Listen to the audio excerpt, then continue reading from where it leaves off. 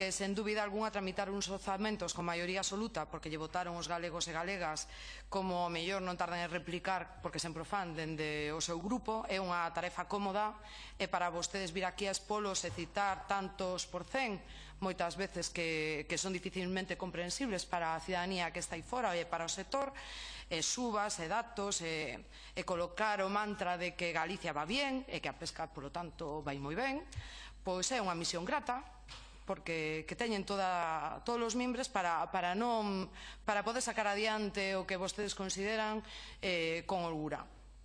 Sen embargo, teño que dicirlle que esta deputada, que por desgraza para vostede é filla de mariñeiro e irmán, curmán, veciña e amiga de moitos mariñeiros e mariscadoras, pois non é capaz de ver que o traballo do mar dende a macroeconomía se poida xulgar na economía real con tantos por cen. Creo que iso é fundamental para entender unha política orzamentaria, e máis neste caso, nesta consellería, que dá tantos postos de traballo. Así que descúlpeme se non podo ser cómplice da trampa que vostedes aquí propoñen habitualmente, e neste caso tamén, e por iso, ademais de falar de números, tamén me gustaría falar da xente do mar e dos galegos e galegas e como repercuten eses números en eles. En primeiro lugar, me gustaría falar da ría de Muros e Noia. Estou segura que vostede estaba esperando este tema, seguramente tamén a directora do Intezmar. E non lle vou a falar da ría porque sí, voulle falar debido á situación dos 1.500 traballadores e traballadoras desta ría que ata onte estiveron nas súas casas desesperados, vostede xa o sabe.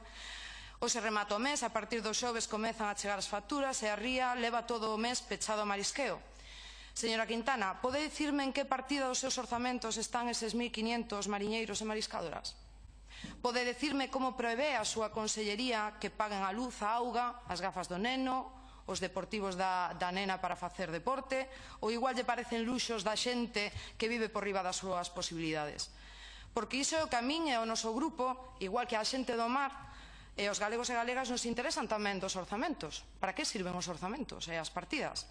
Vostedes viven instalados na macroeconomía e fan o seu axioma estadístico de que se unha persoa come 2 peixes e outro ningún, as 2 persoas comen un peixe. Facemos unha media.